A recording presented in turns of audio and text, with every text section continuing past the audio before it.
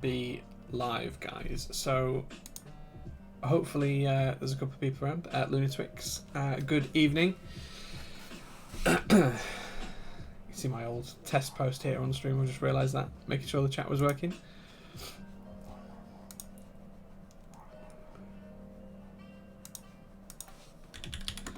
We'll make a start in a few minutes. Wait for the bots ping on the Discord and all of that kind of good stuff.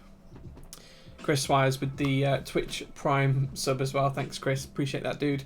11 months now. Thank you very much. It's always appreciated, any support. TX60 is in the bag. We will be unboxing it shortly. If I can move my desk around so I can accommodate it. But yeah, I'm pretty excited to build it. I've got all of our gubbins here, so stabs and keycaps and switches all ready to go.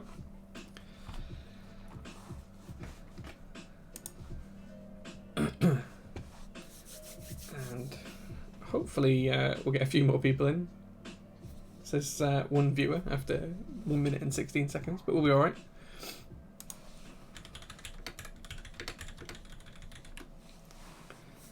I've got Tronics here as well. Good evening, Tronics. Hello. 159's here as well. Hello, Boo. Or 160, as you now know. I'm not sure what the correct denomination is for you now, dude. We've got Anarchy here as well. Good evening, Anarchy. I was telling someone about your individually gasket-mounted board the other day on the TC server, because no one believed me it was wrong, but it is. All that dampening rubber underneath each individual switch, which was very interesting. We've got Faxa as well. Good evening, Faxa. You'll be pleased to know that I'm looking tomorrow at the Kick tickets, so hopefully I'll be able to tell you by the end of this week if I'm coming to attend Kick or not. Rope as well. Good evening, good sir. Good to see you. Just give it a few more minutes before we make a start. Von Swoopington's here as well. Hello. As I say, we'll be building the TX60 in antique copper with T1 switches and GMK screw-in stabilizers with to match the copper theme. I've gone for the gold wires, but these are from Faxa, who's in chat as well. So Fax stabs are good. And then we're going to go with GMK Stormtrooper just for the key set for now until I get something else in the post, which is going to look even better on this board, I think. Thockbot's here as well. He's subscribed with Twitch Prime for 5 months, saying beard's looking lovely as usual. It needs a little bit of a trim and a little bit of shape up the sides, but I'll be honest, yeah, it does need a little bit of work, as does the hair as well. This is just straight out of the shower. I haven't even brushed it properly or anything. We've got Mr. Munich, Starston, Final Frank, Natty, and Board Not Board Designs as well. Good evening. Thank you very much for joining us. Pixel Hero on a 3-month tier 1 substreaks. Thank you very much, dude. We genuinely appreciate that. Pusher as well, saying, well, hi there. Well, hello to you too, good sir. Coke or Pepsi tonight? Neither. We're going to be on the lovely, lovely Iron Brew this evening. This is a multi-pack can. As you can see, I'm a man of taste and thrift, buying in multi-pack so I can get a cheaper price. So we'll be drinking this fine beverage this evening.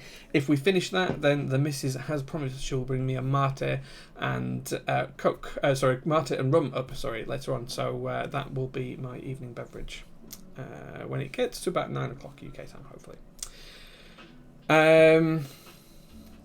Mr. Petrov as well. Good evening, sir. Hello. 3 months already. What happened to time? It flies by, man. It flies by. I only realised the other day that it's now 4 full months since I joined Top Clack. About to start 5th month, which is just crazy when you think about it. Thoughtbot says, so, multicolour weight or black weight for Jane V2CE. So, I think I've got in. I'm waiting for an invoice. I did choose multicolour weight, but I am talking to Yutski about potentially having the black weight as well, so we'll see. Just because I want to be able to do a comparison on stream. It might not be that I get to keep them both or something like that. I might have to send one back, or I might be able to buy both. I don't know. yeah, it is Mio Mate as well. I'm probably pronouncing that really badly, but that's what it is. Querdenker sent it to me a couple of weeks ago. It's chilling nicely in the fridge at the moment. I've got two options. I've got the original, or I've got the ginger version, I want to say. And whichever one the missus brings up will be a surprise with some rum, which will probably be cracking because that's the only one that's open at the minute. Tracer as well here saying, hey Jay, glad to catch a stream. Thank you very much. Always appreciate you guys when you can make the streams. And if you can't, well, the VODs are always going to be on YouTube, so no excuse to not watch at any time. Okay. Still waiting for the bot to ping on the server. And what we'll do is we'll wait for the bot to ping. We'll give it a couple of minutes and then we'll unpack the board. Because I've only briefly looked at this. I haven't taken it out of the box yet. I've just uncovered it and had a glance at it, and that's about as far as I've got. But just to cover, we'll be using GMK screw and stabs with gold wires, T1 switches, which have been lubed with Krytox 205 G0, and they've had the springs swapped for 78 gram sprit springs, which I've got some of here. That's what they've been swapped for. And these are not the night switches. Well, they are the night switches that Ware's been selling on his site. But these are actually from the original prototype batch of the smoky housed switches. So I've had these for about 3 months now since he shipped them out to me. So it's time to make use of them in a proper full and final build. So that's what we're going to be using as well. These are really tactile. They're much better once lubed than they are stock. It makes a significant difference. And the springs have been lubed with Krytox 106 as well on them, so they've got an oil on them, and then we've got a grease on the stem rail as well. So it's only on the rails down the sides. It hasn't gone on the leaf contact points at the front. Have I tested them for contact issues? Yes, so I actually had these switches in a hot swap board for about 3 weeks, which I used for work when I first got them, maybe 3 months ago, something like that. And I only had, out of a batch of 200 of these, split between the original smoke, the prototype smoke housing and the prototype clear ones, I only had 8 that had an issue. So they've all been chucked in the bin and thrown away. So as I say, I'm going to be building it with these. These have all been tested fine in a hot swap board. I'd like to think that will carry through to being sold in. If we do have any issues, I have over lubed them here, so I've lubed more than I needed. So I've got 3 or 4 additional switches, and I've still got 10 or 12 that I can quickly lube up and put on stream if I have any issues. But in the hot swap board, they were just fine. And then in terms of keycaps today, we're just going to go with GMK Stormtrooper as well. Now, one of the big surprises, which we'll talk about as well again later on, when I think the bot's finally pinged actually. But what we're going to do today is we're going to build this in true HHKB MX layout. So it's going to have the split backspace, it's going to have the ANSI enter, it's going to have the row 2 backspace key.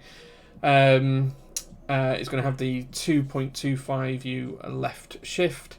And then it's going to have the 1.57, 1.51U bottom row. So it is going to be slightly different to what I'd normally build, but I don't have anything that's in true HHKB layout on an MX board, or as close as you can get. So that's exactly what we're going to build today. That's exactly what we're going to build. Let's catch up with chat. Happy to see the T1. Looking for a nice tactile switch. Been thinking about the Holy Pandas, but I heard a lot of good things about the T1. Yeah, so the T1 is more of a competitor towards the Zelio V2 rather than the Holy Panda. The Holy Panda is a little bit different. So in terms of the tactile bump, it's the same, but in terms of the bottom mount, you get a very different sound and feel from a Holy Panda because the pole is longer on the Halo stem. The bump is identical to the Halo stem on the T1 switch, but the pole is shorter, and because it's shorter, you don't get that same bottom out. So in that respect, they're closer to a Zelio V2 in terms of the tactile feel and sound.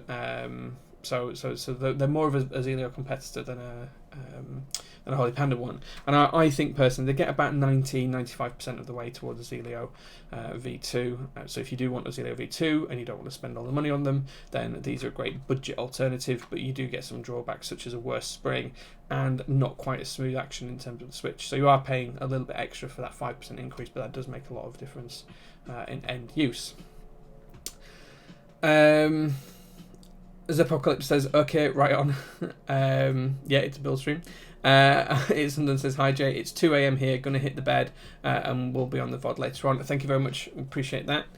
We've got Sashimi as well. I am here, the bot pinged me. I'm glad the bot pinged you. Welcome.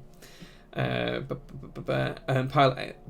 XJ says keyboard time, and we've got V Vega here as well. So yeah, looking forward to as I say, building this board today. What we're going to do first of all, now we've got like 50 or 60 viewers, is we're going to open up the TX60 and we're going to have a look at what the board is like. Now I've only had a peek at this, I haven't taken it out of the box, whatever you want to call it, as yet. So let's take a look. So if anyone hasn't seen these TX60 cases before, they're absolutely rock solid. So there's they're really firm, you know, full of padding, nice thick firm zip, badge slot, full on handle that is really strong and tough, you know, really super strong. The zipper goes 3/4 of the way around, doesn't quite cover the full bottom. So these are really good bags, and even on the he's probably not going to show up on the camera, but there is even the TX logo on the switch toggles as well. So there we go. So opening up, questions in chat. Matt says, when will I get your package? In a couple of days I'll be posting it, so I should hopefully try and post it Tuesday, Wednesday this week. The package I have from him is actually quite large. It's a Hyper 7 PCB and components, as well as a key bag case which he lent to me a while back. So I'll be shipping them out this week, Meh. I hope it'll be Tuesday, Wednesday, but it depends entirely on when I can get to the post office. We've also got Gemma's in chat that says hi Jay and hello dude, and congratulations James on passing your driving test this week. So big thumbs up to James. Everyone say well done, congratulate him, because he's just passed his driving test here in the UK and he's now legal to drive on the roads, which means he's probably going to come and visit me soon. So everyone tell him congratulations, because he's done really well. But anyway, back to the build while you guys are doing that. So this is the TX60. This is what the unboxing experience is like on a TX board usually. So as we open up, you can see that we've got a lot of thick foam padding in the top half of here. As well as that, hidden in here is the PCB. So we've got the PCB just here. This is a Liku Finger L3 PCB, which is standard for the TX range originally, although I think they're moving away from them now. So as you can see, lots of thick foam all set and ready to be used to protect the keyboard, and then you can see we've got a really nice covering cloth with the lovely TX keyboard logo on there, which I'm glad is showing up really nice and clearly, which is just fantastic. And then underneath here we have the first hints of the board. So as you can see, this is the wrong way around, but what we have now, I'll turn it around so you can see properly, is we have the TX60 HHKB in antique copper, and as you can see, depending on how the light hits it, really changes how much that copper shows and feels through with a universal brass plate. So lifting the board out, oh gosh this is heavy, you can see that pattern is completed on all sides of the board, so you can see it runs down through there. It's on the sides of the board as well. Sorry, the light's making this difficult to show. There you go, you can see there. All around the back, and because of the way I've been manhandling this, you're going to see a lot of fingerprints on the weight, but I'll show you that now as well. And then the big slab of brass which sits on the bottom with the TX60 logo. There we go, guys.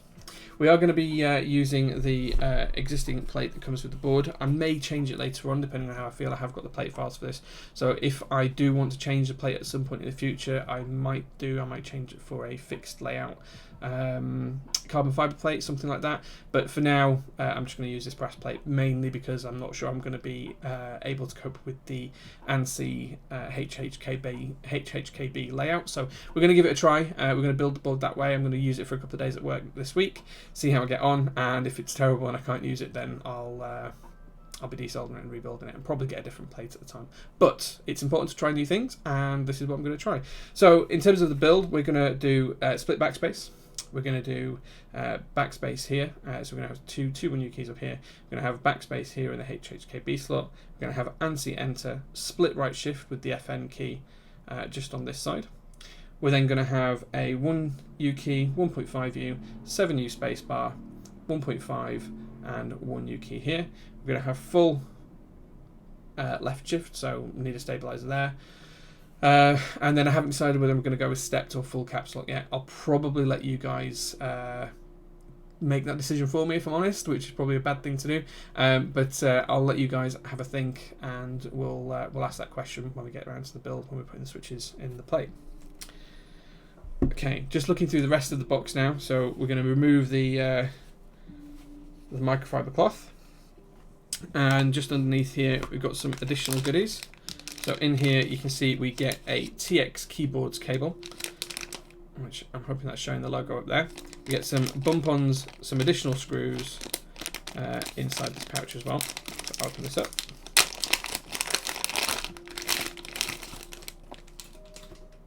So this is a nice grey coloured cable. Doesn't really fit the board in my opinion, but I've had similar cables with the Ocelot and things like that. I'll just use my standard cables anyway, but yeah, cool. It's a nice touch that it comes with it. It is USB mini, so that this board is just USB mini. I think the next round of kin boards are going to move to USB-C, but this one is on the old style of mini. But yeah, it comes with that, which is nice. Some nice bump-ons, which should fit just nicely, and some spare or additional screws as well, which we'll keep out just in case we need them as we go into the build. I don't know what this is, but there's an additional box in here, the red dot on the bottom. This is an empty box. Oh, this is what looks like an artisan keycap made out of the same antique copper finish, but for PUBG by the looks of it. To me, is that a level 3 helmet from PUBG, guys? Tell me if I'm wrong. But that looks like a level 3 helmet from PUBG, which is quite a nice little touch. Okay, so a little mini artisan as well. Probably won't be using that. Not sure I'm a fan of that. If anyone wants this, pays for shipping, just PM me on Discord. First person to PM me can have it for the cost of shipping, because I'm probably not going to use it. And that's it. That's what we get in the box. As you can see, it's a fully padded, really thick, really deep foam. So you can see here there's, you know, a couple of inches of foam on either side. Board sits on here on this level, and then we've got another ring of foam here that sits on top. So as you can see, the board's really, really well protected in there. It's just super, super well looked after, and that's the way all of these cases are. Thick layer of padding in the top as well. That's a good centimetre thick. So if you ever get a chance to have your hands on one of these TX cases, just take it, because they're really, really high quality. Okay. So we're going to crack on with the build stream in a second. I do need to open my drink, and then we'll catch up with chat. And then we'll build this lovely looking board, because I'm really excited to see how this looks and feels when we get it going. Okay. Let's just catch up with chat and see what you guys were saying. Tronic says oof. The main Jermaine says wowie. Yep, agree. There's Apocalypse, Tracer Grotel as well saying oof. Kakan says, is it even legal to being so sexy? Probably not. No, this is probably highly illegal. I'm surprised it didn't get stopped at Border Force Control in the UK. But I'm really excited to build this. Did I place a tip jar on the edge of the desk mat on purpose? Yes. If someone subs, you'll also see the sub bar that will be just... where's my finger? Will just be across... In fact, this is the easy way to do it. So you've got the tips bar here, and there you go. So someone's just resubbed, so you can just see that we've now got the box around here. So thank you very much, Corbin Dallas, for the resub. For 20 months, thank you very much, dude. Genuinely appreciate that. You can see that is lined up with the edge of the desk mat, yes. What else done it? That bottom row though. Yeah, it's a shame on the plate. It'll be fine for what I'm going to use it for. As I say, it's more for me to try the layout on this one, and if I do like it, then I'll just get another plate cut. I do have the plate file, so it's not a big deal. Am I a filthy casual for preparing full-size boards with a numpad? Not at all. Everyone has different preferences. I have a lot of different boards, as you can see around the room, with different size layouts and things like that. Some have numpads, some don't. Some have blockers, some don't. Some have num rows, some don't. So it all depends on what I'm wanting to use and what I'm building on the day.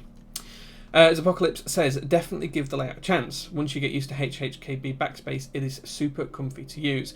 The challenge I'm going to have with it, and this is why I'm so hesitant for it, is when I'm typing on ISO, which is my preferred layout, when I hit I hit space with 4 fingers, everyone knows, and I kind of have my fingers in this kind of position.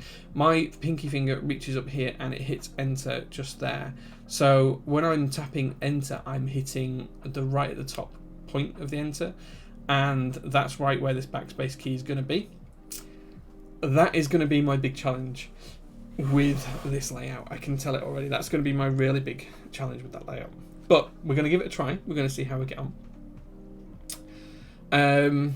Less finger travel to hit the key. That's true, and you know, that's why I like the enter where it is, because less finger travel for me for that, which is where I do it. Stepped on a 60, says V Vega. Yes. Absolutely, yeah. I think Pusher says stepped as well. I think we'll go with stepped. Yeah. Unless you decide to put an actual control cap on it. Well, it is going to be changed to control, because even on this board, that is the control key. It's not the capsule key, and that's not the control key. It's the GUI key. It's actually the Windows key. But I nearly always put control on capsule, so that's what I'll be using it useful for anyway. Even if I do it steps, it's still going to be control on there, because that's what I'm used to. Gorgeous finish on the board. Yeah, it looks great, doesn't it? How nice is that? I'll be honest, it's a little bit rougher than standard anodization is, but the look is really nice. It's smooth, but it's kind of got like a textured finish to it. You can kind of feel, it almost feels like a little bit like a really fine grain on an orange peel, but it's really nice to look at. Stepped on HHKB. Yeah, I think we'll be going with stepped. Isn't anything wrong with liking full size. It will be much harder to find boards in those layouts. That's true, it is more difficult, but you can look at a lot of 1800 CP style layouts. There's a lot of compact 1800s as well coming out that have a numpad, so I think it's doable. The player unknown helmet. Yeah, if anyone pings me and asks for that, the first person to ping me and ask for it gets it. You know, that's the thing. I don't think anyone's pinged me as yet for it. Nope. Anyone hits me on Discord, they want the player unknown. It is metal. Oh, I'll be honest, this is metal keycap. It's not plastic. This is in the same finish as the board, but it's metal. It's not plastic. But if anyone pings me, asks for that, for the cost of shipping, it is yours. Because I ain't going to use it. So no point in me having it. Okay, we've also got Corbin Dallas, who we thanked a few minutes ago for the sub. Thank you very much again, dude. We've got Kelly in chat as well. Kin bags are so nice. They are, dude. They're almost as nice as you are. Dangerous cam position. It'll be fine. I'm not going to knock it over. I'll move it over to the side in a second, though.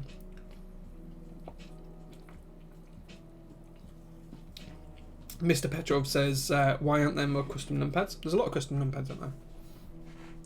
A lot. There's Apocalypse with some more advice. I switch between 2U and a HHKB backspace all the time. It usually takes me about 5 minutes to sort of get the muscle memory back to where it should be. Best of luck. Yeah, I think I'm going to need it, but I'm going to force myself to try it. We've also got Warlock04 Hun saying, hey, good afternoon, good evening, or good morning, depending on where you are in the world. And the Exact says, hey ho. Hey ho to you as well, good sir.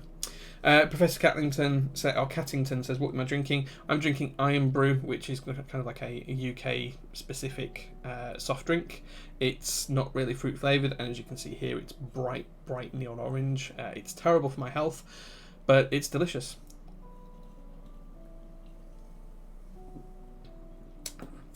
So there we go. Sashimi, I'll be trying that when you get to when I get to Glasgow. Yes, you should do. You should definitely try it when you get to Glasgow. Right, let's crack on with the build. First thing I'm going to do is take this board apart and let's take a look at the internals. I'm not going to remove the brass weight because it's just a lump of brass. So I don't think we've got any requirement to do that. But we're going to just quickly take the board apart. No screwing there, no screwing there. Okay, well, maybe some screws short actually. We'll see how we get on.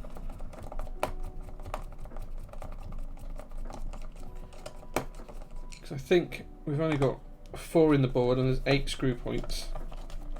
But I think there's only 2 additional ones in the packet, so I'll have a look at that in a minute. Move these to one side.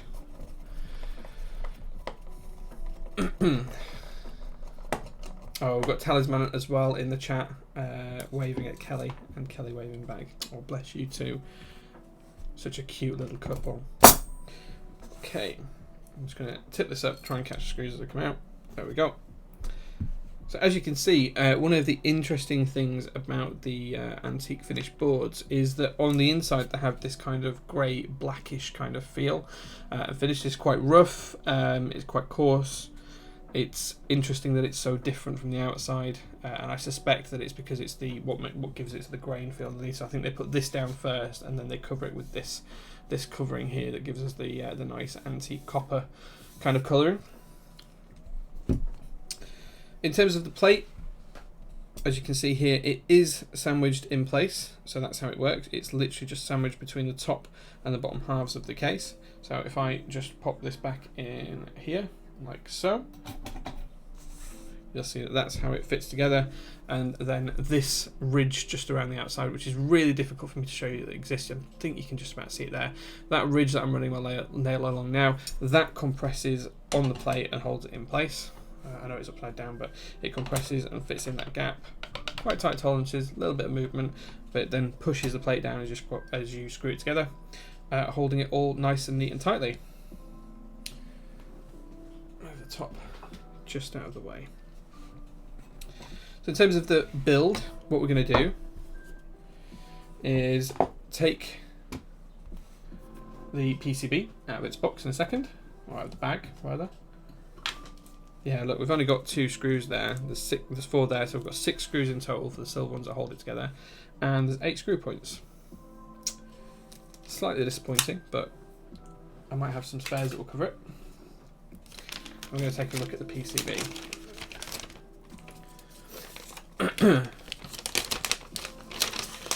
A Holland is here saying hello, Daddy J.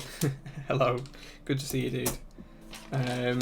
Enjoy the F1. The F1 was good today, actually. It was a good race. I thought Leclerc was going to really get a lot further up the field than he did, but it was a good race. It was good to see him get the fastest lap.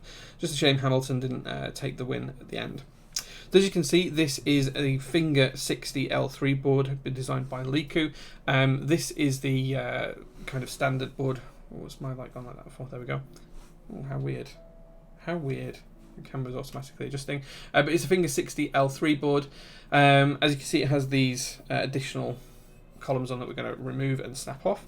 These usually just come off with a bit of force, just like so.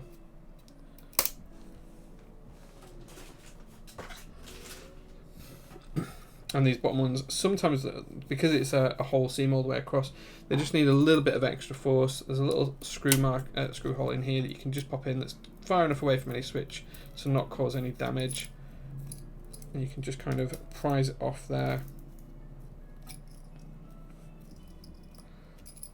Use these points as well. Just basically snapping the part off. There we go. That removes it completely. And then we have our PCB all nice and ready to go.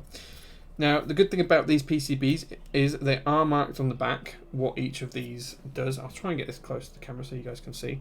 I'm not sure if that's going to focus or not, probably not, but you can kind of see that next to each key they've got a description of what each key does, what it's for, and lots of writing on there. Just makes it a little bit easier when it comes to putting different switches in places and making sure you've got the right things in the right place.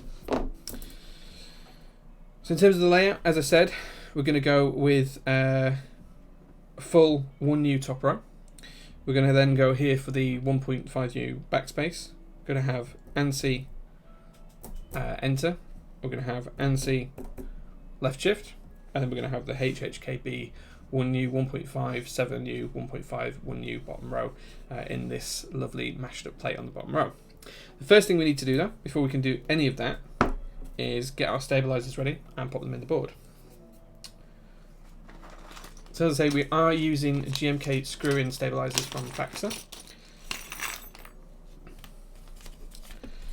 And what I've done here is I've just swapped out the wires for some gold ones just to fit the kind of brass and antique copper theme, just because they look a little bit nicer. But the first thing we're going to do is build these up and clip them. So as I've shown you all before on stream, I countless times. You've got 4 legs on the bottom of the insert of the slider rail within the housing. We're going to cut off the bottom corner here and the top corner here. We're going to cut those legs off just to remove any strangeness on the bottom out, any reduced feel, any mushiness, and any sound dampening. That's one of the legs gone. Just going to clip off the other one. That's the other leg clipped off. So as you can see there now, there's just 2 legs on there.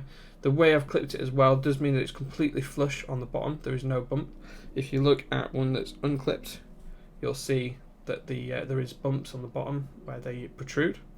So we've made sure that they're gone completely, and we've got it completely flat and flush on the bottom edge. So there's no raised sections. Just going to rinse and repeat that across the rest of the boards.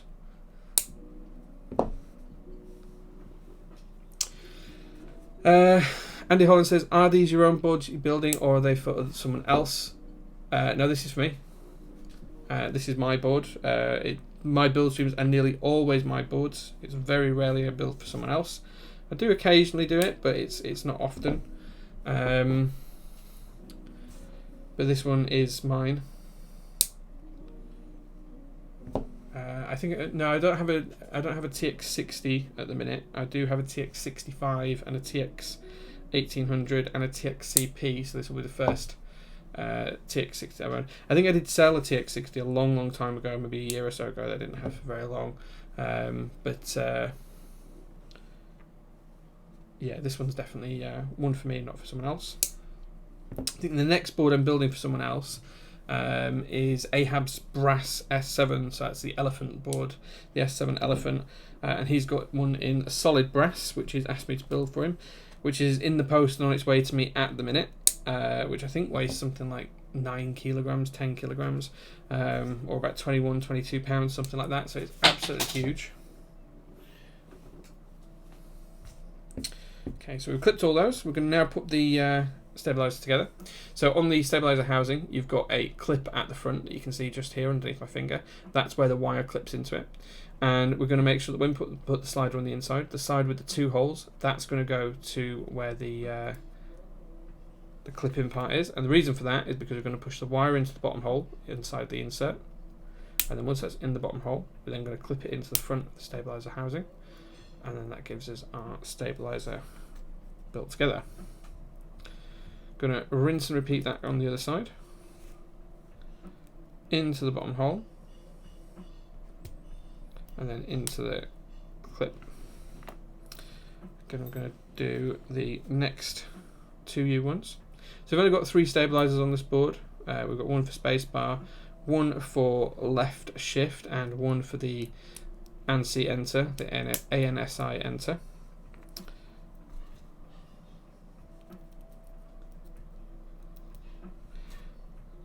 And that's it, because we're going to split the right shift, so we don't need one for that. We're going to split the backspace, so we don't need one for that. And then once we've done this, we're going to lube these really quickly. And then once we've lubed them, we'll pop them in the board, screw them in, and then we'll carry on putting the switches in. And I'll tell you a little bit more about the T1 switches, what I've done to them, how I've customized them at that point. Okay, so now that's ready, I'm just going to grab a brush. There we go. And some silicone lube.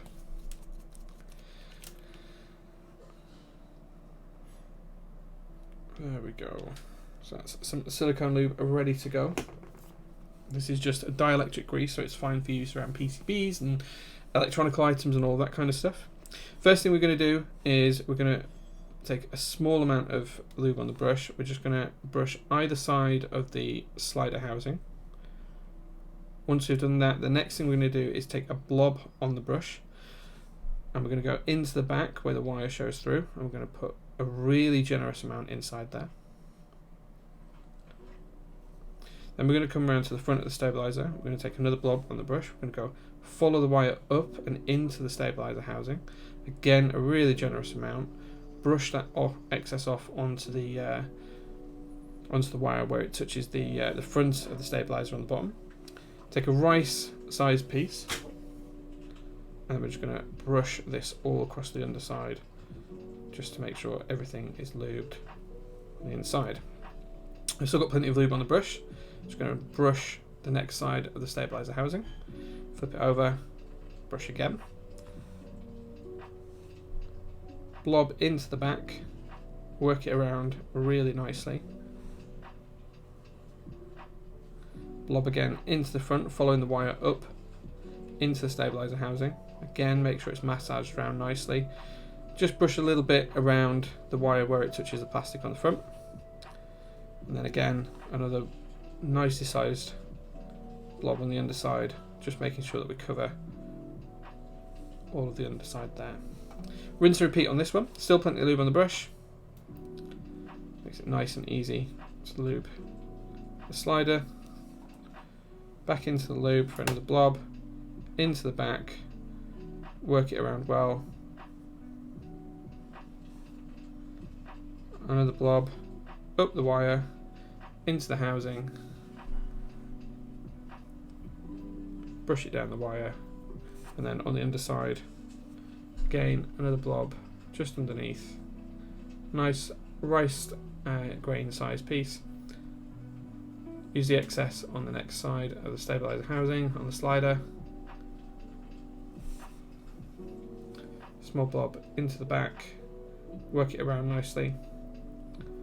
Back around to the front. Follow the wire up into the stabilizer housing. Really generous with the lube there. Paint down onto the front of the wire, and then a rice-sized piece, a grain of rice, almost in lube format, onto the underside, and then we're done. And then we're going to move on to the next one. Tommy Crames, yes, the S7 is a really heavy board. I'm going to have to start going to the gym just to be able to pick it up. I don't think I'm going to be able to lift it onto the desk very easily, but that's probably going to be on stream next week, assuming it arrives in one piece this week, assuming the postman can actually deliver it. I think Ahab is a little bit worried about the post, but we should be alright. And then the week after that, I'm not sure what I'm building. I do have my KBD67 with carbon fibre plate that I could build, but that all depends on whether I've got some more switches. I've got a couple of duct boards to build. I've even got a lightsaber as well, and not sorry, not a lightsaber, an LZ coming as well. So might be building that, and then we'll just have to see whatever else we can get onto stream, because I have got a fairly healthy backlog of boards I need to build. An Exent TR60 Unicorn should be shipping soon. The list goes on and on at the minute, guys.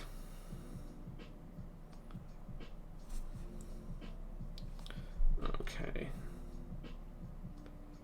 ANSI, yes, thank you V Vega for reminding me that ANSI is coming as well.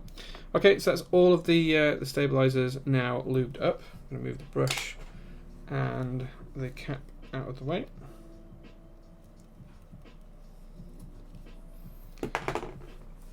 Do I keep up with Formula E? No, Formula 1 I do. Formula E not so much. I'm interested in it. I just don't have the time to follow more than one version of the sport, to be honest with you. So Formula 1 is where it's at right now. So we will see.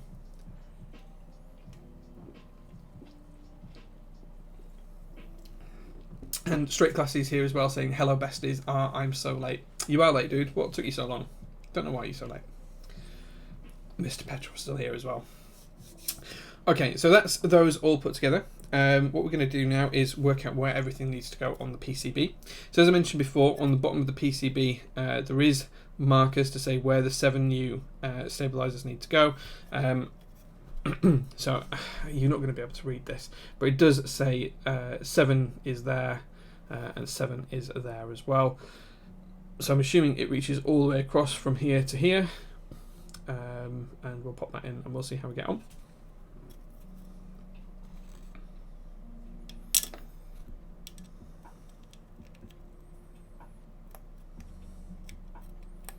So just checking that again, 7 U here, and yep, I think that is right. So that looks at the dead center of the board. So that's where we're going from there. Now we just need to screw that together. Just grab a screwdriver. These are screw-in stabilizers.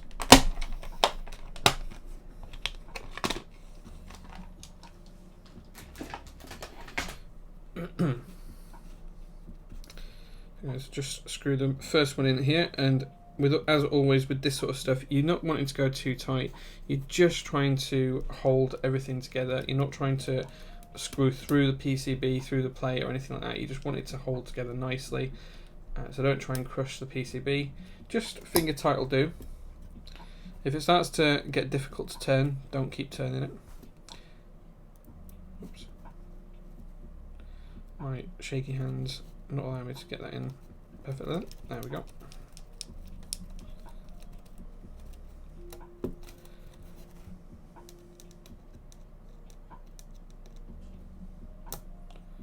Okay, that's nice and firmly in place. Everything's nice and smoothly aligned, and the stabilizer is working as it should. The next thing we're going to do is pop in the shift key for this side. This only has one option. There's no chance of getting this in the wrong position. I'm going to pop that in place. It's rare I build a board with this shift key. Normally for an ISO layout we split this key, but on this particular board we won't be.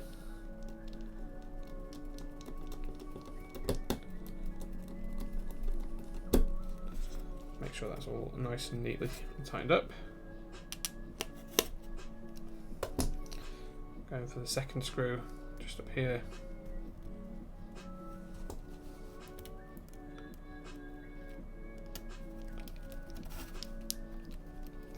Again, try not to pinch the board. Whenever you put in the screw-in stabs as well, it's always worth just double checking what kind of metal on metal contact you've got. So you can see that the screw here is quite close to these pinpoints. It's not actually touching any of them. This one, however, is, but it's not touching anything that will short because it's just touching one of the pinpoints. So it should be fine for that particular location. Nothing should be shorting out there. And then the last thing we're going to pop in is the ANSI enter, which I think this is when I don't usually build boards in ANSI layout. I have to work it out.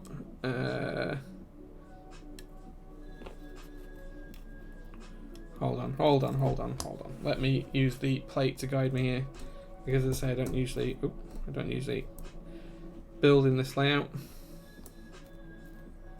Okay, I see. That one goes in there like so. The hole for this side wasn't particularly obvious. So just to show you what I was struggling with there, guys. In fact, I'll just take this out and show you what I'm struggling with. This hole here is really nice and clear. It's obvious which one it is. This side here, it wasn't so obvious that that was where the ANSI enter went.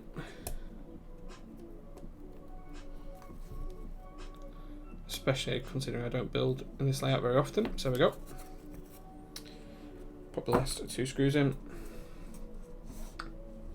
And then we'll just double check that the plate fits in all the right locations. We'll bring the HHKB top back in. We'll just make sure everything looks okay from an alignment perspective. And then we'll carry on with popping the switches in.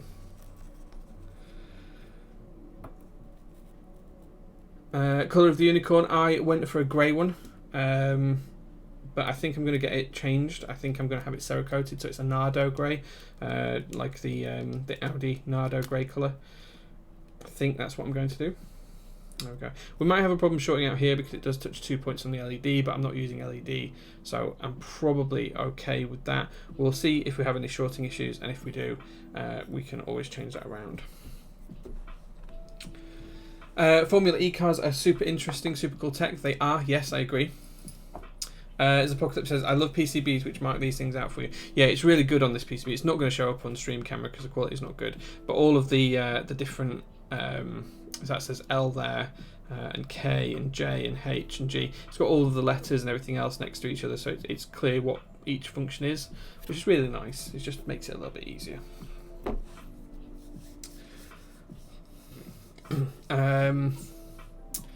ANSI yeehaw. Well, I'm building it at HHKB MX layout, so it's not true ANSI and it's not true HHKB really either, because it's universal. But I'm trying to emulate the HHKB layout, so I'm going with the whole ANSI system. Simple as that. Chewy says, what's up, Jay? Glad you're finally building the TX. Thanks, dude. Guys, if you haven't, do go check out Mechs on Deck. Chewy and Osiris run that channel. They've got some great content on YouTube, and yours truly is one of the guests on one of their earlier episodes, so do go check that out. ANSI boo. Well, most of my boards are ISO, so doing this one in ANSI. Why is the light gone funny? It doesn't like that PCB there. Look, it's reflecting the light, I think that's what it's doing. If I do, yeah, it's just reflecting too much light because it's a white PCB. Hello, I smell my bong inside my keyboard and now B doesn't light up any tips. Don't smoke around your keyboards. This is the first time I haven't had to turn the stream off for the end to that portion of the stream. Ha ha, very funny. Very funny.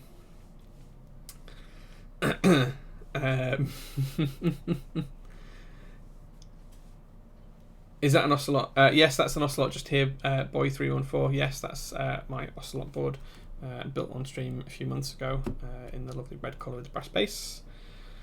We're building a TX60 antique copper HHKB layout today. So excited for this because it'll be my first HHKB layout board. So just going to line everything up from a plate perspective, make sure there's no clashes.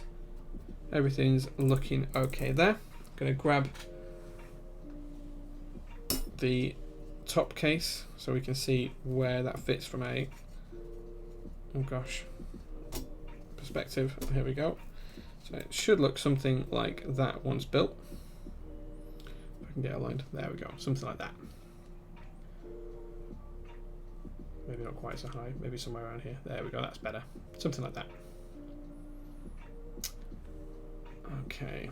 And we'll probably use the top case to just make sure we've got the bottom row correct as well when it comes around to that. Okay, so the first thing we're going to do now is start popping some switches in the plate and into the PCB. I'm just going to start up here for no other reason than because it feels comfortable to start up here. I'm going to align that with the PCB. Okay, these fit nice and firm, so we're not going to have any issues with alignment. Get a few of these dotted in place to hold everything together nice and neatly. In fact, that one's got a bent pin, so I'm just going to remove that really quickly.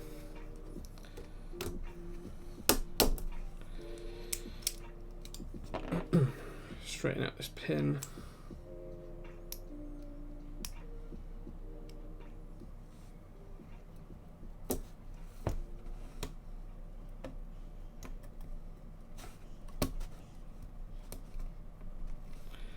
There we go.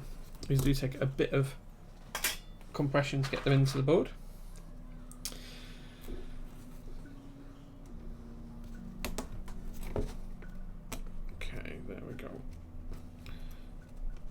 Making sure we get them in right the first time, and then we'll, once we've got a few dotted around the board, we'll then go from there filling up the gaps.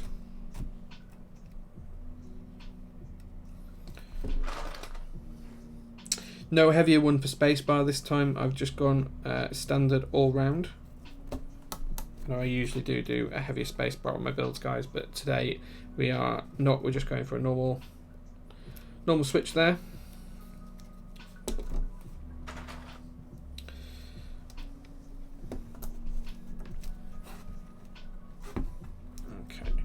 Everything's looking alright. What I'm going to do now is just go through popping these switches in as necessary. Quite a few bent pins on these switches, guys. Should be okay. Let's try and watch this one into the board.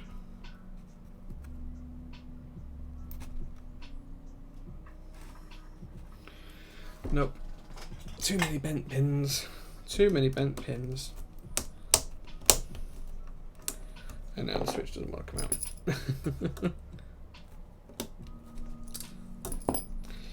Breaking the switch as well, guys. Here we go.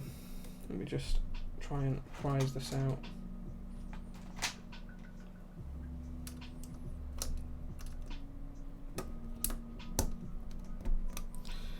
It's not clipped into the plate, but it's stuck in there good and proper.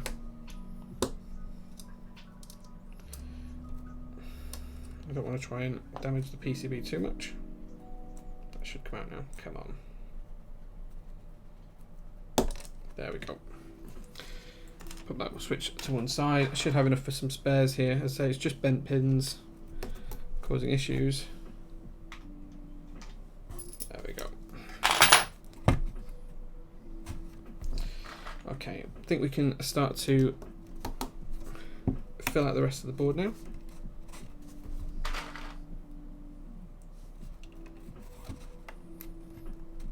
Now, one thing you might have noticed about this plate is it does support Alps as well. So if you did want to do an Alps build, you can just switch in an Alps compatible PCB, and the plate supports both.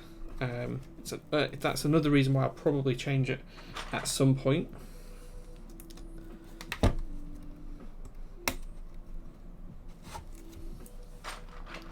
And remind you to subscribe with Twitch Prime as well. It was for 4 months, so back to the library. Finals now, so back to the library.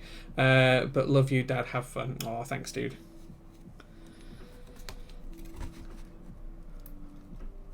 Switch to a joint for the time being. Fair enough, yeah. Don't melt the keycaps. Did you get into the group buy for the J and JS's as we? Yes, I did. I think my form was in time, so I should be in there for one. I just need to wait for an invoice now, so I'm just trying to be patient. Although I'm very excited about it, so we'll see how that goes. And if anyone wants to know what I went with the multicolored plate option. Well, it's the weight, sorry, not plate, multicolored weight option, and an extra PCB. And obviously I'll build it in wing keyless ISO layout because that's my jam. That's what I do.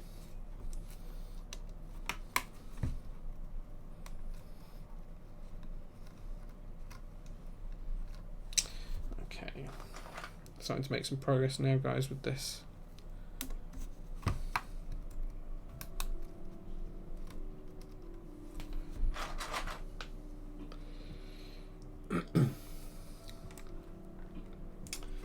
Realise I've not got any of the stream information up, which is a bit of an oversight on my part. I need to make sure you guys are getting the best possible service. Okay, oh, okay, it's doing all right. It's fine. Just checking the quality of the stream. It's all good, all fine from that perspective. It should be nice and high quality.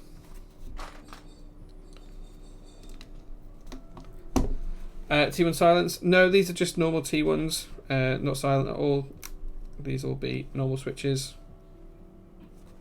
They are the night version, but these are the original prototypes from when Way was teasing the switches. These aren't from the group buy or anything like that. As I say, I've had these maybe 4 months, 3 months, 4 months, something like that, right since the beginning of the year. Way was kind enough to send me them.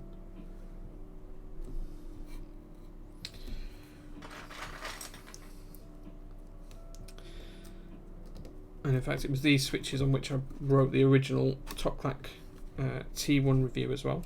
These exact switches. They've just been in a hot swap board since then, waiting for a better purpose, and I couldn't think of a better board to put them in than the antique TX60.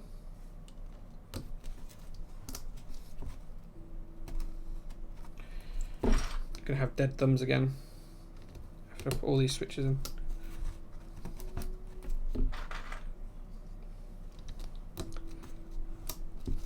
Okay. Still sad that I missed out on the number 2 as well. I was really excited to try and win one of those, but sadly that didn't happen for me. I hope some of you guys were a bit more lucky in that respect than I was.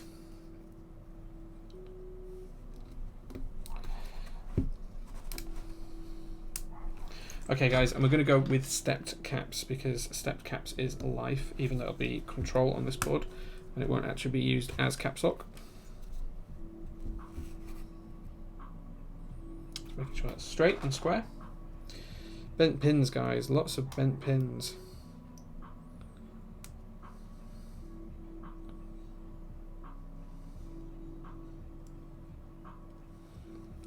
See if we can get this one in without bending the pin anymore. There we go, nicely done. Can I have a TLDR for the switches? I haven't read the review yet, but I've been looking at something other than Utemu Skies. They're a little harsh on tactility for me. Yeah, so off the top of my head, I think I said that these were enjoyable switches, but the fact of the matter is that they're not really Holy Panda clones. These are much more of a Zelio V2 clone. So whilst the stem does emulate the exact force bump of the Holy Panda, the halo stems that we see in the Holy Panda, in terms of feel, these are very different, and that's mainly because the leaf's different to the Panda leaf. It's closer to the Zelio V2 leaf, and the pole is longer on a halo stem for that Holy Panda. That kind of the stem's longer, so when it goes right down inside the switch, it clacks out as you get a bit of a sooner bottom out, which is quite a harsh sound. That doesn't happen on these switches either. As I say, it's very, very similar to a Zelio V2, probably 90-95% of the way there. Zelio V2s have a better spring, and they're a little bit smoother, so you are paying that little bit extra for that bit extra quality. But in terms of actual usability, these switches are really good. There's absolutely nothing wrong with them. They're highly tactile, very good switches indeed, and they're quite cheap to boot as well. But don't look at them as a Holy Panda clone. Definitely look at them more of a Zelio V2 clone. Would be my advice. I was not planning on lubing them. I would always lube every switch. It's very rare I don't lube a switch. These are lubed with Krytox 205 grade 0 on the stem and slider rails, and they're lubed with Krytox 106 oil on the spring, but they are spring swapped as well. So these are 78 gram sprit springs, which I've put into the housings, which took me an absolute age yesterday to do, as it always does. And we've got One Creative Mind as well in chat. Hello, good sir, and good luck with the Leviathan group buy. I'm sure that's going to go really well for you, dude. And it looked great as well. And it's great to see that Max keys have now got ISO and ortho support and multiple spacebar options as well, because traditionally they haven't had those, so it's really nice to see that they've changed their minds a little bit on the stance on that. Now we're going to go with split right shift on this board as well. So you can see I've got split right shift here.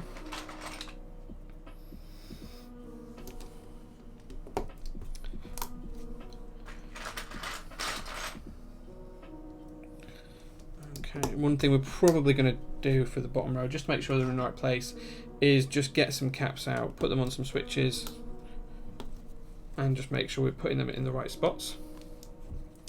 Hopefully Colmac and Dvorak as well, sometime from MaxKey as well. Yeah, that'd be really good to see, because they kind of did the ISO stuff without much announcement. I think it was the 2600 key set through Way where ISO was first available, and it kind of hasn't been really discussed by the community, so it's good to see it.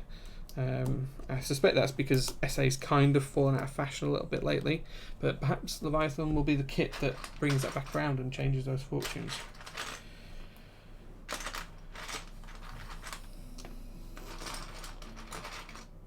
Make sure we've got all these switches ready to go.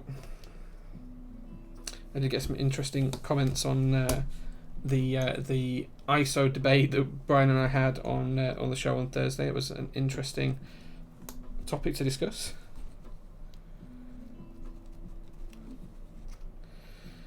Okay, almost finished with this row, and then now we're going to be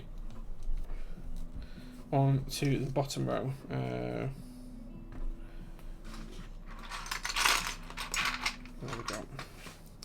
Won't use that switch because I had a bent pin and it fell apart when we tried to do anything with it. Okay, so in terms of the bottom row, we're going to have a 7U spacebar. I have two 1.5U keys. We won't use control on both sides, but that'll do. And we're going to have two 1U keys. Again, doesn't matter that these are the wrong profile for now. It's all going to make it much easier as you go by. So all I'm doing here is just aligning up the stabilizer and switch into the PCB, just to make sure that we get in the right spot. So that's where that's going to sit. Bent pin again.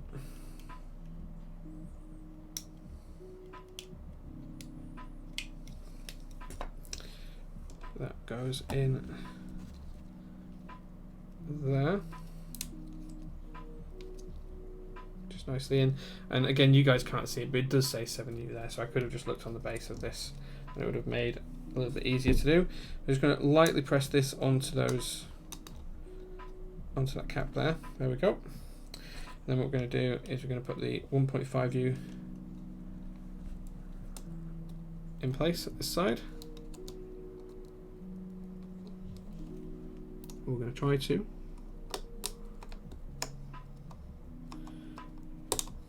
Just like so. And we're going to put the 1U at the side of that.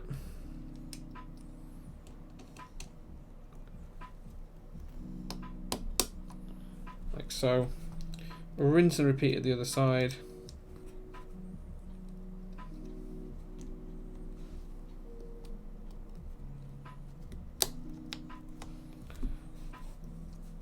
And then we'll just get the top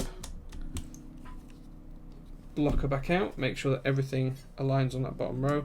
As you can see, that's going to fit just fine all on that bottom row there. So I know that they're not all quite the right caps, but that's going to fit just fine, which means that then we've now got the right positions for all of our switches. So just check that all the pins are through. Making sure they're all in the right place. I'll try and remove these caps.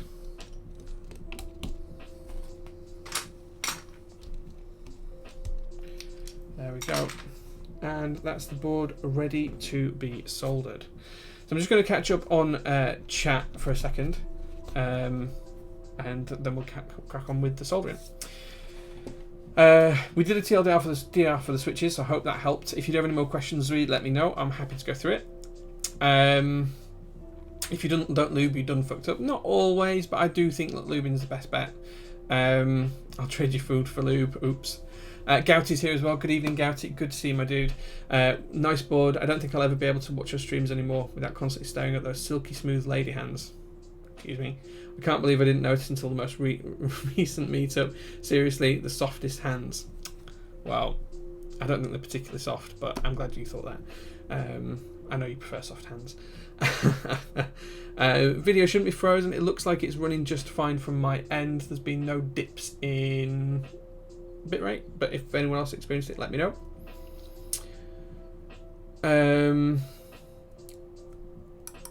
Got to go. We'll watch the rest of the stream tomorrow. No worries, John O'Warren. Take care. Have a good evening, dude. Refreshed worked. That was weird. How strange. Anarchy says, I'm sick of seeing pages of GMK sets in IC. I'm wondering how GMK can keep up with the demand. There have been a lot. So one of the things that Brian and I've realised is that pretty soon we're not going to be able to keep up with the sheer volume of GMK sets that we have to talk about each week on the show.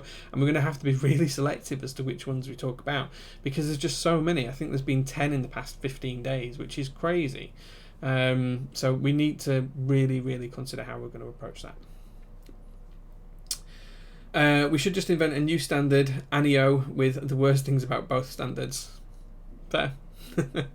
There is already US ISO that accomplishes that. Oof.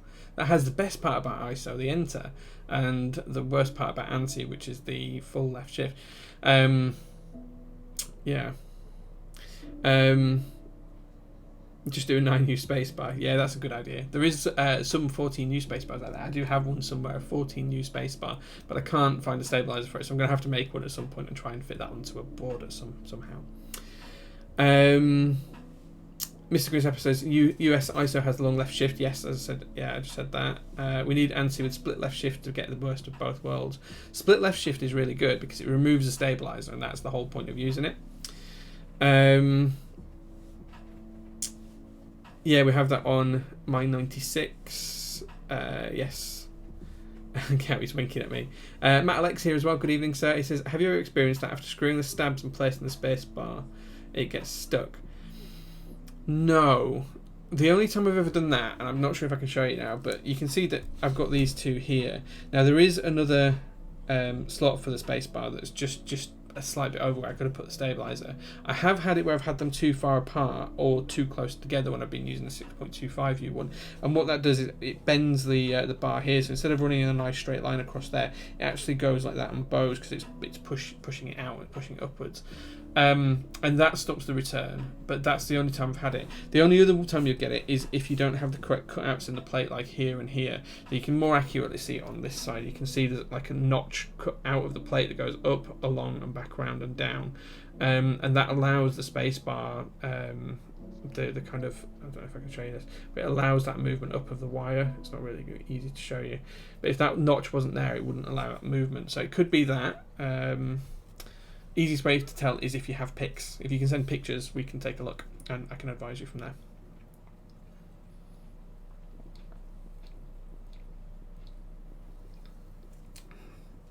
Okay, so now we've done that, we're ready to solder. I'm going to grab my trusty soldering iron. Move all this out of the way. Build has been going pretty smooth so far.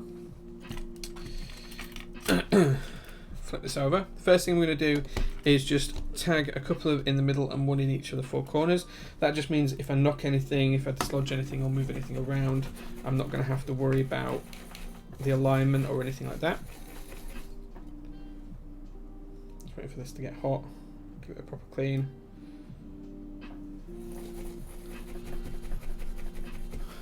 It's not wireless. It has a wire onto it. I just have it tucked down the side because I don't leave it plugged in permanently. But this is the TS100. It's a good soldering iron. I really have a lot of time for it.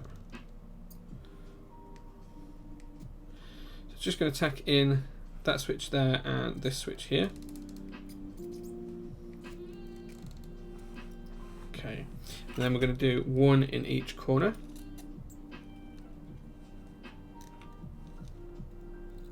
Probably a touch too much solder on that one. We've got to remember we don't have ones in the corner this day. J, behave yourself. Remember what you're doing. This is HHKB layout. Come back over here. Do one on this side.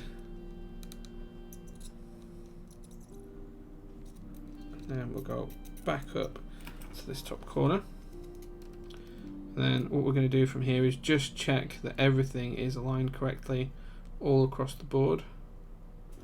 Okay, and then we'll go from there. Okay, so as you can see, everything's looking nice and neat and evenly aligned across the sides and the top there and the other side. So everything's looking nice and neat and flush against the PCB. Nothing's looking far apart or stepped away or pulled away or anything like that. So that means that we are good to carry on with soldering. First thing we can do is just do this bottom row. Because there's only 5 keys on there, we've done 2 of them already. This is going to be the fastest row to do, so I'm just going to do this one first.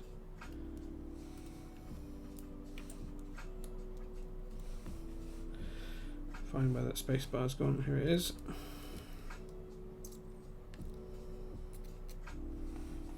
Then we've just got one more key here.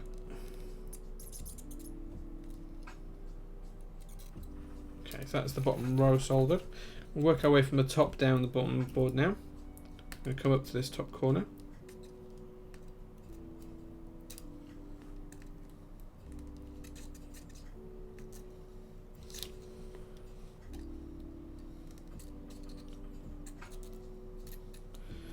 Try and make some good progress here.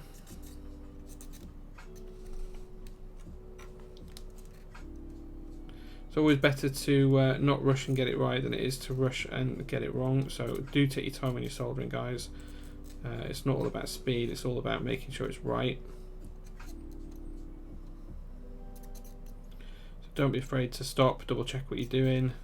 Take your time to review things. It's easier to fix it before you make the mistake than it is to fix it afterwards. Save yourself a lot of heartache doing it that way.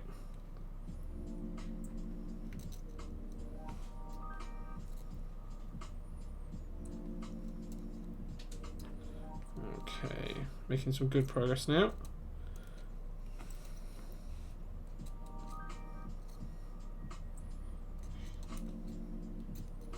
Okay, that's the first row done. Did I get the Exhibitioner says, did I get the JMV2 CE? I think so, yeah. I think I'm just waiting on an invoice at the minute. I'm waiting for UXC to confirm, but I think so. I was definitely within the 2 seconds, so I'm confident I've got one. I just need to wait and see. Okay, I'm going to run down across this second row now. So this is the QWERTY row. So we're just moving on to the Q key now. And then once we've gone through this, we can then jump down onto the next row.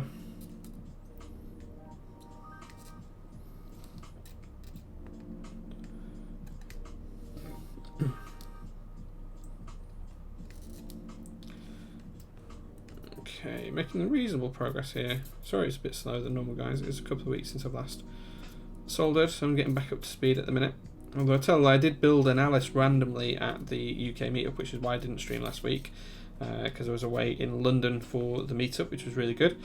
But I did end up getting roped into building an Alice the day of the meet, like 3 hours before. Someone paid for me for a taxi from their place, from my place all the way where I was staying, all the way over to where they were staying, right the way across London, just so that I could solder that Alice prior to the meet, which was an interesting morning because I was slightly hungover, to say the least. I met lots of nice people there though. Some familiar faces, Gouty, we'd met before, and a few others who had met before as well, but some new faces as well. So Meowsaw, if you're watching, hello. Anyone else that I met at the meetup for the first time, I hope you're doing okay.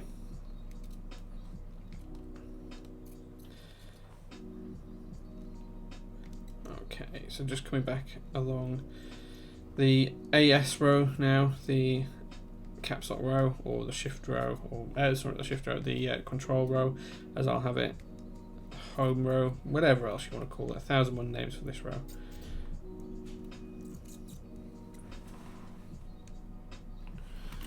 one just wasn't quite soldered properly. Okay. Is the London meet a regular thing? Just once a year, yes. Although I am in the process of trying to arrange a mini Southampton meet in a couple of weeks' time. It'll probably be about 6 weeks.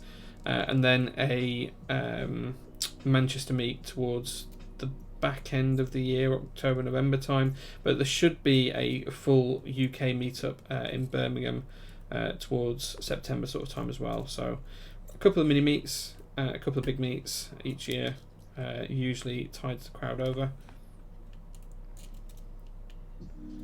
Okay, just on to the last row to solder now.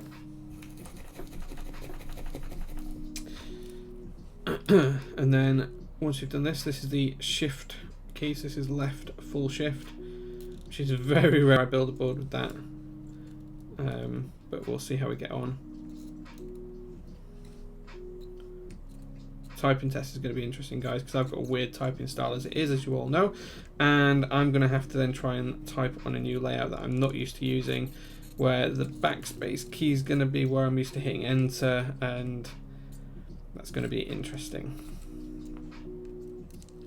Okay, so halfway through this row now, almost finished this row, and then once we've done that, we'll be ready to test the board, make sure the keys are working, and then from there we can put the rest of the board together, do a sound test, and then we'll close down the stream for the night.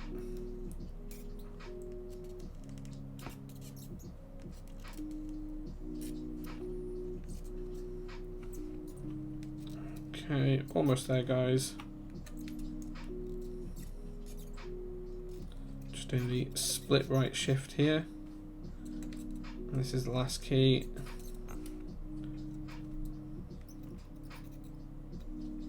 There we go. All soldering done.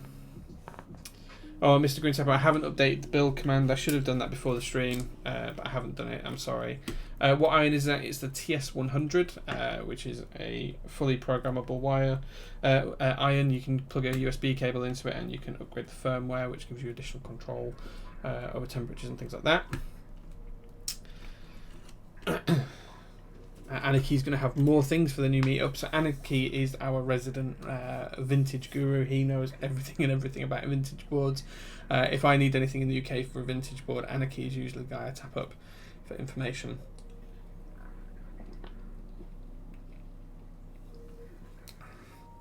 Okay, so there we go, guys. That's the board built and put together. The first thing we're going to do is test it.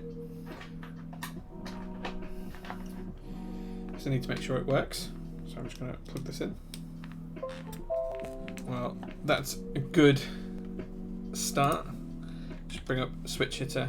You guys should see that pop up in the bottom of your screens in a second. Okay, let's just run through the keys, see what works. Okay, yeah, so you'll see there's quite a few things that pop up in different random places. I'm just making sure the keys work for now.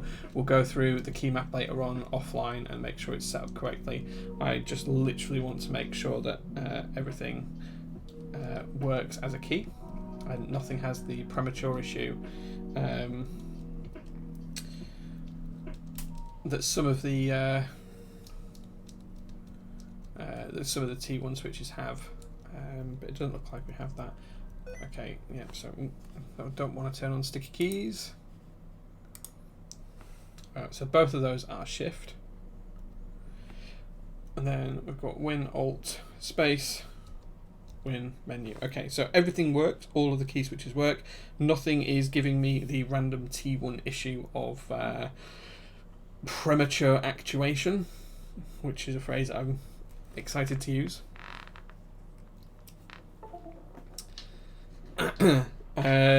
Apocalypse has the secret hope that Joe will love HHKB backspace so much that he will switch to ANSI entirely. I've got to be honest with you, dude, that's probably not going to happen, purely because I'm so heavily invested within ISO now and it's what I prefer, and this, whilst I'm going to use it at work for the next couple of weeks, it's probably not ideal as a work board because I need a numpad usually, and I am an ISO advocate. So we'll see is my answer to that one. I do hope that I do like HHKB layout because it's something new and interesting to me. I'm just going to go barely tight with this screw here. I'm just going to hold the board together. Talisman's going to tell you what I'm going to say next. He's going to come up with a bit of a post that has about 4 or 5 descriptions of alternative ways of what I'm going to say. But we're going to go diametrically opposed, diagonally across the board to the top. So what I did here down in the bottom corner is I just aligned it with my fingers, made sure it was aligned. That's not fully tightened yet. What I'm going to do now is I'm going to align it up in this corner with my fingers, just make sure everything feels nice and tight and even in terms of the gap between the case. Make sure it's all there, and as I'm doing that I'm just going to screw it together, and then when that's tight and it's holding it all together in the correct place, I'll go back, I'll tighten the other screw at the bottom of the board up.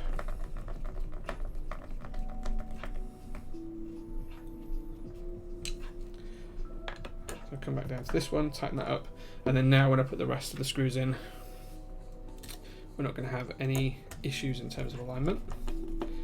As I say, we do go diametrically opposed, diagonally, counter diagonally, rotationally counter opposing, cross corresponding non-sequential, and counter crosswise are all apt descriptions for how I'm going about screwing this together. Now, as I said, we do have a slight problem in the fact that Kin has only sent me 6 screws to hold the board together when it does take 8, but that means I'm just going to have to skip 2 for now and hope that I've got 2 more spare in another bag. And if not, I'm just going to have to drop him an email.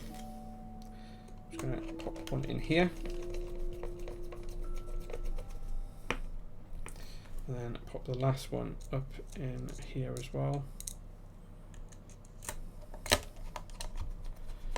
And then, being honest, these are big enough screws to hold the board together.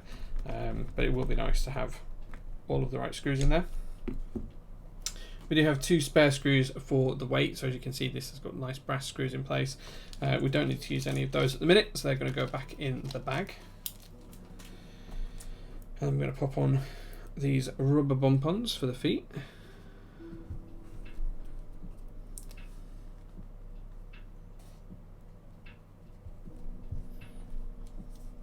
Give them a little bit of pressure, hold them in place.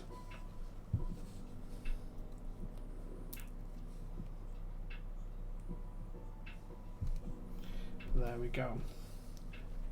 So that's the board all built and put together. Now we just need to pop some keycaps on it. The bezel's nice and tight and neat and smooth around the outside. There's no, I mean, it's a solid board. There's no rigidity or flex or anything in the build, even without those two screws. So I'm pretty sure it's going to be absolutely fine. And now we're going to pop the keycaps on the board, making sure that everything is lined up correctly. We did go with step caps lock, although that's going to be control. It's going to be control is that key. That's going to be true HHKB control. 1, 2, 3, 4.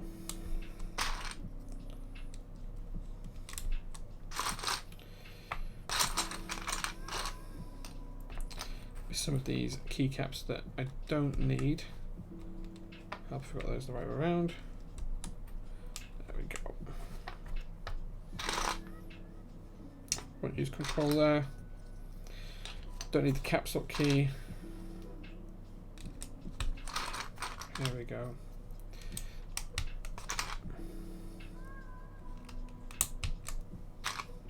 We'll use the UK keys for up here. Just because that's what will be on my layout anyway. These are arrow keys to donate here. I don't need the control key, shouldn't need the blank key. ZXCVB. There we go.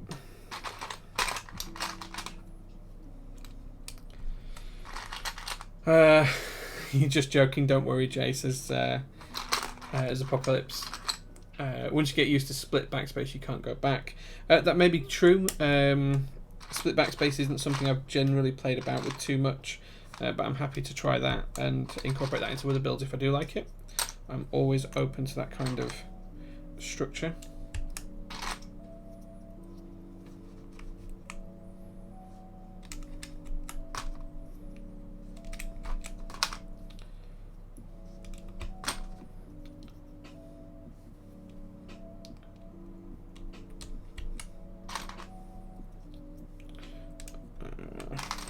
This is slightly confusing me because it's slightly different layout. ERTY, and then I think we had U. Yeah, there we go. FG.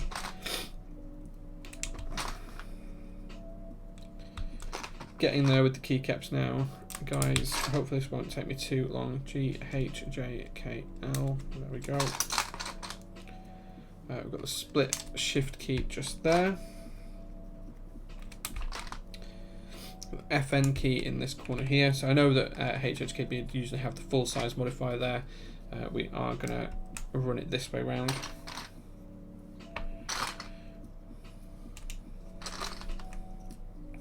Alt GR on this side.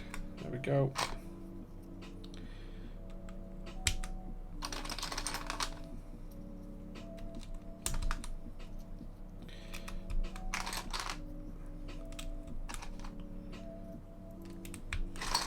Making some good progress now, guys. Don't need that key.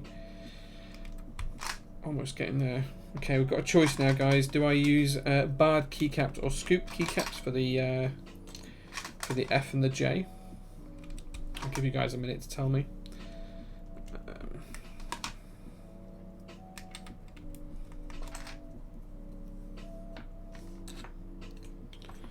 think go there like so.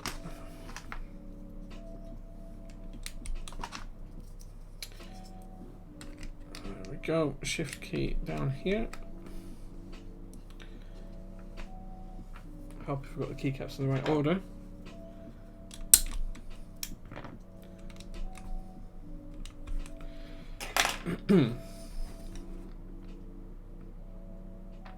Again, I hope we've got the keycaps in the right order.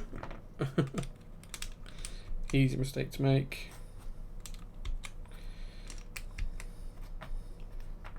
Okay, so I don't have a barred F key, so we're going to have to go with scoops, which I think look a little bit neater anyway. Which round do these go? There, and if we have it, there. Okay, there we go. So there we go, guys. That's the board all built up. It'll be your first foray into HHKB layout. Yes, I have had a HHKB layout board before, but I built in what was kind of like a GIS layout, which had the ISO enter key on there and split left shift and then this bottom row. So it was more ISO stroke HHKB than it was true HHKB, which is how I wanted to do this one. So this is what I'm going to call UK HHKB, because we've got the UK2 and the @ symbol down here, which will just be off the shift. So those are opposite to what you'd see on an ANSI board, but the rest is following the ANSI layout. And the main reason I've done that is just because I want to retain the pound symbol, which is the GBP currency, on the 3 key, and because I'm so used to doing @ that I will always do that rather than that for the @ symbol. Simple as that. Let's just catch up with the rest of chat. Something we'll need to look at, given the HHKB layout play I won at the meetup. So this will be a good reference if I do decide to build it. Yes, so Anarchy was lucky enough to win a laser boost space plate, which was in ANSI HHKB layout. So yeah, I'll be interested to see what we do with that. Anarchy. As he says, oof. I really love HHKB now. I went from ISO 65% to MX HHKB using ESDF in games, thanks to the big L shift and well-placed control. Yeah, I do like control up on caps just for gaming. That's generally how I do it anyway. Even on that board, the capsule key is control. I kind of dig using left and right arrows for the 1U bottom mods. Yeah, I think it just looks nice. It just matches. It just looks nice and even, and it looks great. I could have put 2 win keys there or 2 1U control keys and had these both as alts. It felt nicer to do it this way to me, to be honest. No nipple. So sexy with the copper. Thank you, Matt. I appreciate that. Scooped is the only way to go. Yeah. Mr. Gunsepo was doing a straw poll. Let's just see what everyone said, because I had to go with scoop because everyone said scooped anyway. Fair enough, everyone said scooped anyway. Scoop just because the shine will look better in the end. So there we go, guys. That is the you can see all my fingerprints on this top bit. I do apologise about that. There we go. Try and get those off. There we go. Okay, so this is the TX60 HHKB antique copper with brass plate, Liku PCB, T1 lubed and spring swapped night switches, tactile switches with GMK Stormtrooper. And as you can see, I think this is a bit of a looker. I think it does look nice. It's rather tasty. This antique finish, I can't tell you guys enough how nice that is. I do have some copper cables which I'm probably going to bust out to use with this. You can kind of just see that it does have kind of a rough texture to it, but that's not a bad complaint about this at all. The brass is super smooth as always, excuse the fingerprints. It's very hefty. I do need the 2 missing screws. I will hit up Kin about that. I think I have some spare from my TX65 build that I did a few months ago. So I'll grab those and put those into this board anyway later on off stream when I program it. But for now, I think it's time to do a little bit of a typing test, give you guys a bit of a sound profile of what these switches sound like in this board. So I've turned off the music. See what it sounds like. See what we think. Go from there. Laugh at my typing because A, it's not proper typing, and B, I'm not used to typing on this layout, so I'm probably going to cock some things up. But yeah, we'll see how it goes. So.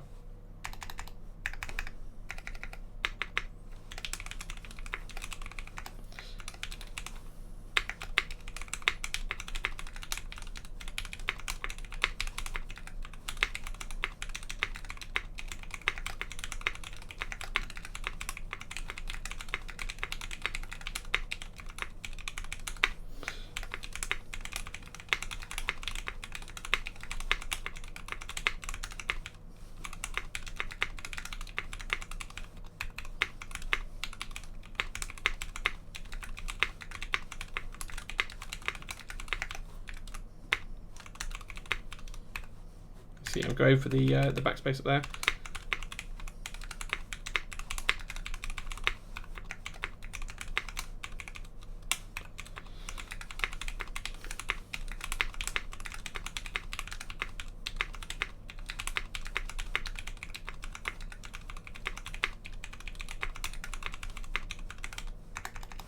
Okay, it sounds really good. It sounds really nice. I'm happy with the switches. Let's just do a row by row comparison.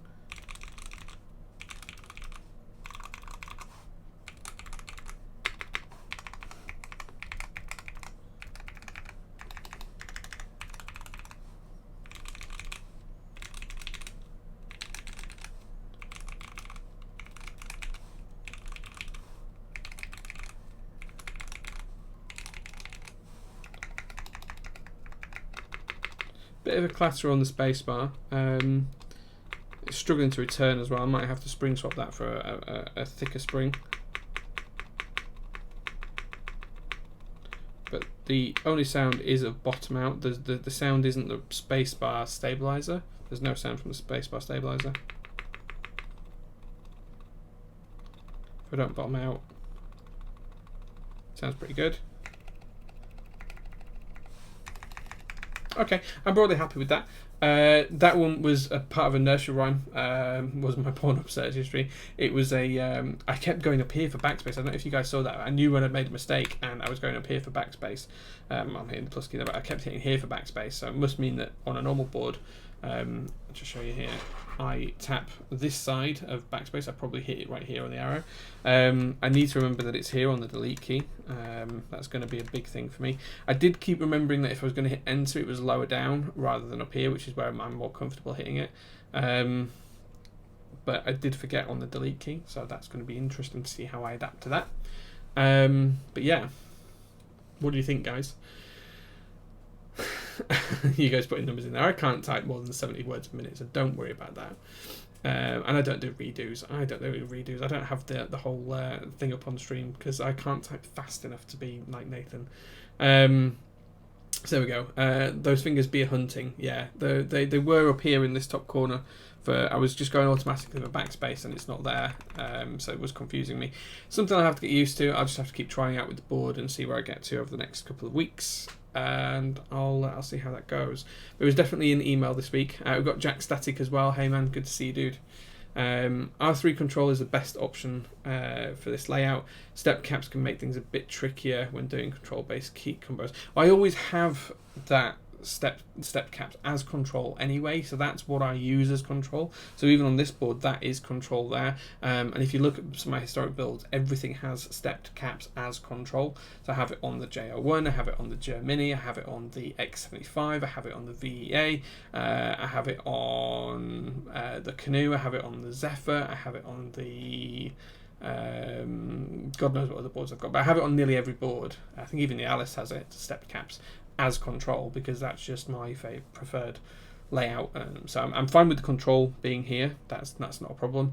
It's going to be this area here that I really struggle with. That's going to be my problem.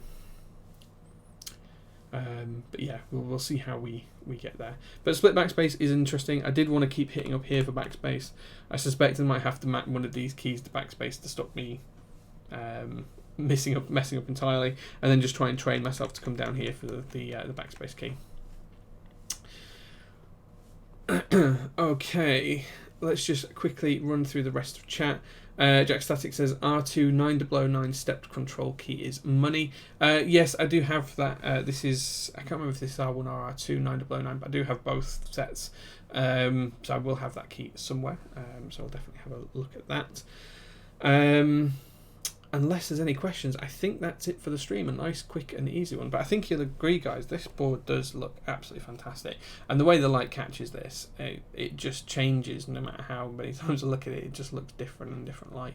I'm wondering almost if these keycaps look better on it, have that kind of beige tone to it. But right now, I'm really happy with the bright white of GMK Stormtrooper. I might have a play around with some different caps up here for the right legends and things like that. I think I do have a one new backspace, I think. I might put that up there, or maybe something else.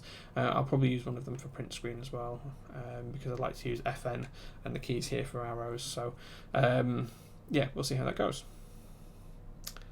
Dean says, I like the contrast between old and clean white. Yeah, that is nice, yeah. It does look really good. The clean brass underneath just really sets it off as it catches it as I move the board around as well, which is good.